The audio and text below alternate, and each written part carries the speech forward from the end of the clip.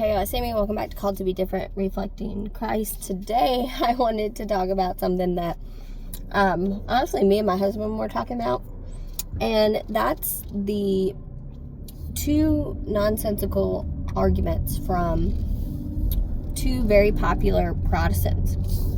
One would be Ryan from NeedGod.net, and the other would be Richard from Redeemed Zoomer.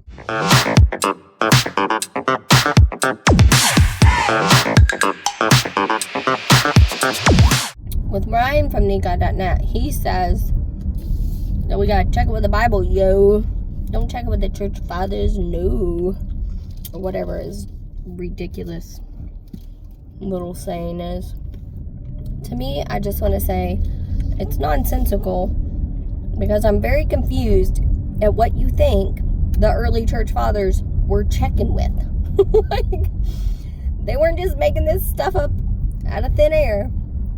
Alright, chances are, if they didn't have scriptures yet, they were checking with tradition and what they had learned. And if they did have scriptures, guess what they were checking with, yo? Scriptures. Exactly what you're doing, except you're doing it 2,000 years removed. And for some reason, we're supposed to listen to what you think is right. I'm just saying, nonsensical. Alright, the other nonsensical argument comes from Richard. And he says, and highly suggests, that those within his little organization, and I don't know the letters or whatever, but the Presbyterian people, you know what I'm talking about, U.S. something, I don't know, that they should not leave the church and go somewhere else. They should reform from within. Really, bro?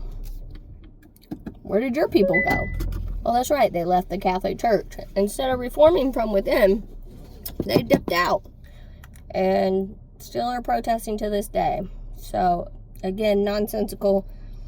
And I don't think I really have to look through the rest of anybody else's stuff, because if you're 2,000 years removed from the original church, and the oldest church is the Catholic Church, and if you put a little bit of effort and energy into it, you will learn that half of the arguments, not half, all of the arguments against the Catholic Church, it make no sense once you put some energy into it. And yeah, you're removed. And if you want to keep checking it with the Bible, well, I hate to break it to you, but you're going to have to check it with the history. You're going to have to check it with a lot more people than you. And you probably need to check it as well with what did the Jews believe back in the day. One of the really good arguments for me was the Eucharist, and just reading Dr. Brant Petree's book, Jesus and the Jewish Roots of the Eucharist. It just honestly opened my eyes to what I didn't know.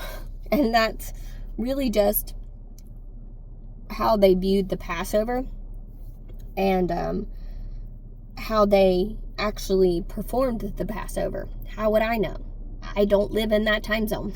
Okay, I'm like so far removed, and never have I ever experienced a lamb being slaughtered and then being cooked and eaten, and this weird ritual that God made them do back in the day.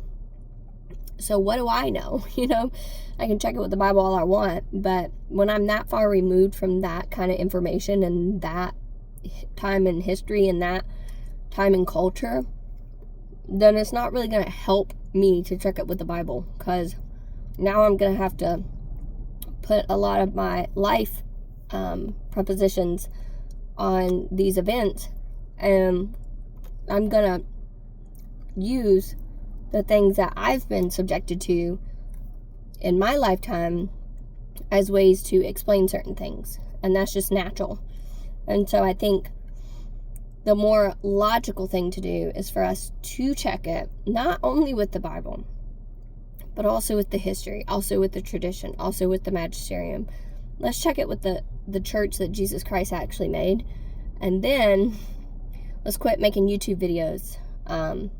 I don't know, unless you want to go Catholic, then you're welcome to make videos, but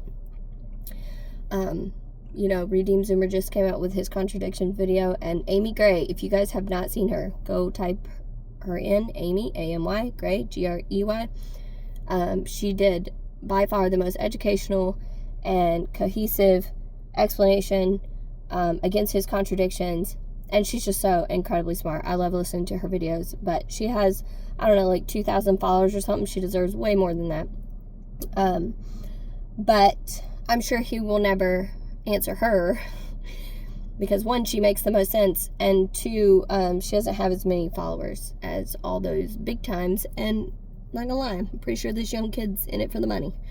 So, you know, I hope he puts down his pride, because you guys know how I feel about pride in the internet. It seems to be rampant these days, and they don't even see it. None of them see it. Just saying. Anyways, I'll see you guys in the next video. Look at her. Oh, goodness. There she is. My old girl. Thought you guys might want to at least see her. Yes, she's a sweet girl.